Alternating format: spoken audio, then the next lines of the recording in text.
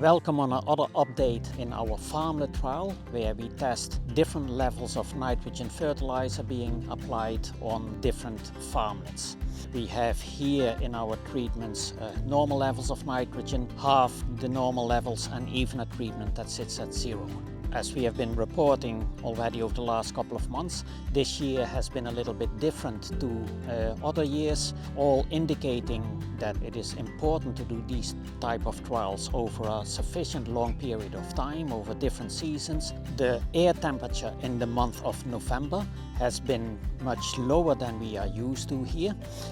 When we look at our weather data, what we find is that over the month of November we had almost 3 degrees lower average air temperature. Lower air temperatures also mean that the soil temperature is lower, and we have soil probes which measure the temperature of the soil at 10 centimeters. And what we have found that over the last 9 weeks the temperature has been lower, and especially in November we had a couple of degrees lower soil temperature, which had an impact on the grass, how it is growing. And you can still see that in the grass. One of the things that you see happening when grass is suffering from low temperatures, you see the red coloring of grass, as you see here, indicating that the temperatures weren't good enough for the grass to thrive. And we have seen that a lot over all our paddocks through November. What we also did is model the weather conditions to see if modeling actually tells us that the conditions were too cold for grass to grow. And indeed our models tell us that over the month of November we probably grew about a third less grass compared to the years before.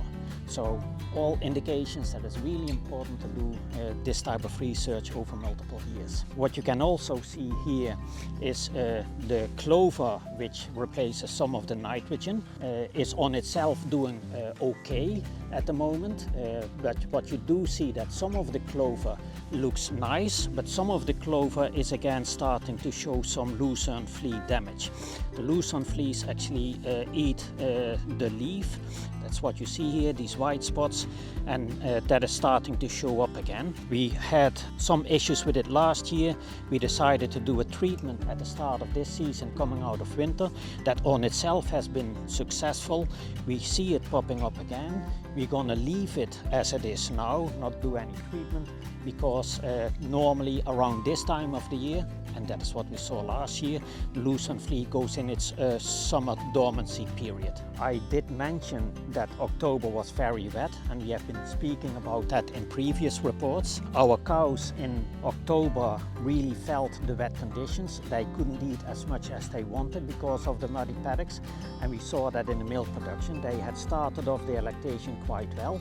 They dropped in October because of the wet conditions. November, whilst it's cold, it has been drier. We did have to do the odd irrigation water application, but has been drier, so the cows were able to eat what they wanted to eat, and we saw the production bounce back a bit.